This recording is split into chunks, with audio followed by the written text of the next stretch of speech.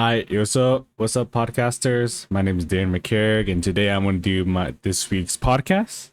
For today's podcast, we're going to start with each section and then go through on and just explain from there. First section, what's up with Trump? So let me scroll down. So this article I chose was from recently as like last Sunday-ish to Monday. It talked about Jean Carell. Who's Jean Carell? Jean Carell was caused. So first off, she worked as in a district administrator, right? She worked as that. Okay. She accused Donald Trump of sexual assault because sexual assault twice, actually. Twice being one time in 2023 and in 2024. And then also she sued him for defamation because Donald Trump denied both of those claims after. Thing is, Jean Carell won both those cases, which is surprising by itself, right? That she won both cases and they got a settlement for it. But then Jean Carell is now being sued by Donald Trump as a counter to the verdict in both years. And this is one of the quotes from the article I chose. Carell testified in 2023, as I said, and it turned a friendly encounter in the spring of 1996 into a violent attack in the dressing room. By the way, just off comment of this being our president now is just crazy. It's not even just against just being just Trump in general. If someone were to do this, why are they president? It's just, it's just kind of crazy. Okay, let's start with the second section now. This week's in old, what are people caring about, what is going on in the news. So for this particular article, I chose a Pew Research one. So this Pew Research one talks about what's called trust in the news. So recently it's been a discussion in social media about trust in the news. More often than not, you're seeing more AI, you're seeing a lot of biases in the news, I would say. And this is one of the articles I really highlight because it shows a margin in politics. Okay, so I want to take, there's two markers on the yellow side. We have Fox News and the Joe Rogan Experience, right? These two have a high spike in the percentages, right? What do the percentages mean? These percentages mean that the number of people who want to use these news outlets don't trust the media in the first place, right? It's both Fox News and Joe Rogan Experience. Both of these are not as similar, but more often than not are part of the Republican Party when it comes to more of the demographics. And it's just one of the things that just highlights from it. It's just really interesting just to see that. And then from these sections, we have where a lot of the trust comes from. We have ABC News, NBC News, CBS News. These are more than likely more middle leaning towards the political spectrum, and then you got CNN, PBS, BBC, which tends to lean more left. It's just interesting to see things like this. And then at the bottom you have the Daily Wire, Tucker Carlson Network, which both are Republican networks, and these two also have a surprising high percentage compared to trust and not trust. Okay, now let's start with the third section, Gen Z in the news currently. So Generation Z in the news for last week or this week, depending on when you're hearing the podcast, we're seeing a lot of things about Hurricane Katrina. Hurricane Katrina was not particularly in Gen Z lifetimes. Of course, Gen Z has heard of it, of course, but Gen Z has now took a large interest in Hurricane Katrina. Hurricane Katrina by itself was a disaster both in the hurricane itself, but also the handling of it and the horrors that created in here.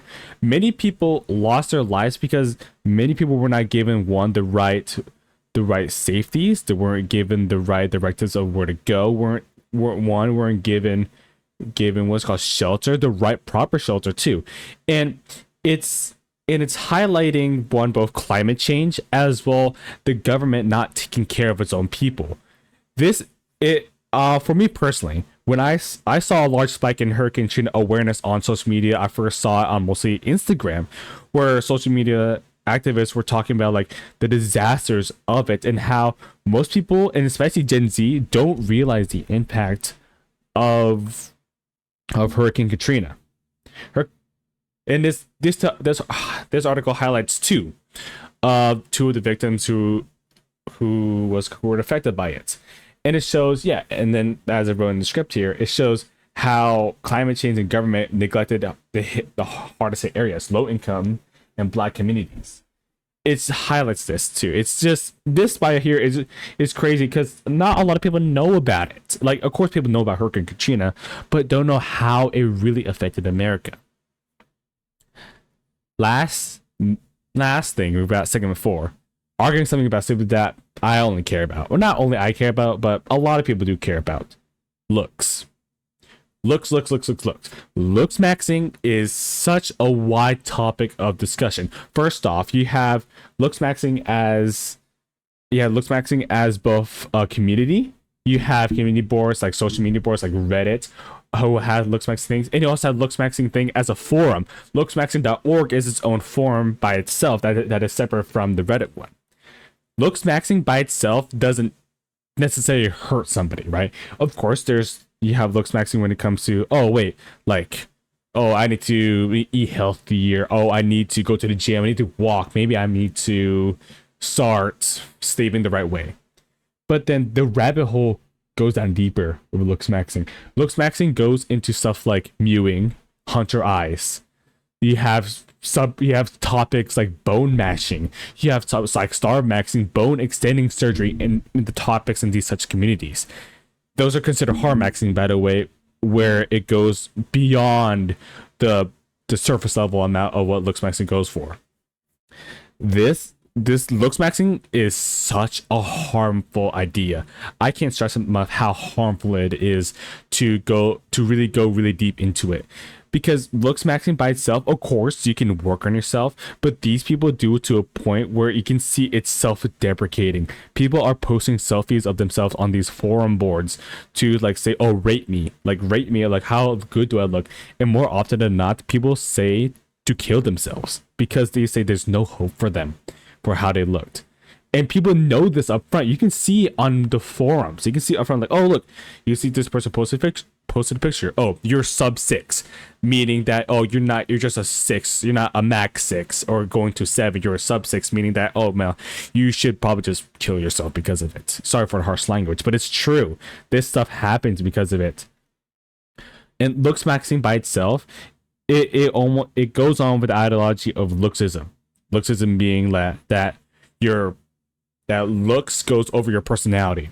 Personally, I think that's pretty stupid. Of course, looks do matter, but your demeanor, personality, and success matters a lot more in your interaction with people instead of your looks. Of course, you should work on yourself, right? And of course, too, you should also highlight the first thing people see is your looks.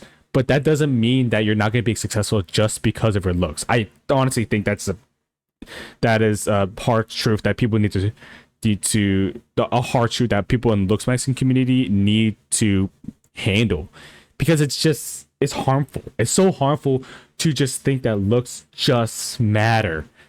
Just matter is, it goes on to body dysmorphia like this. Of course, like in male body dysmorphia also has been on the rise too because of this. Looks maxing also gets recommended to a lot of young teenager boys, especially on TikTok. That TikTok community is so much, and it talks about how young men can get these surgeries and everything, but they haven't even hit puberty yet. It's a large rabbit hole that I think people should go down and see how harmful it is, and to protect people from it.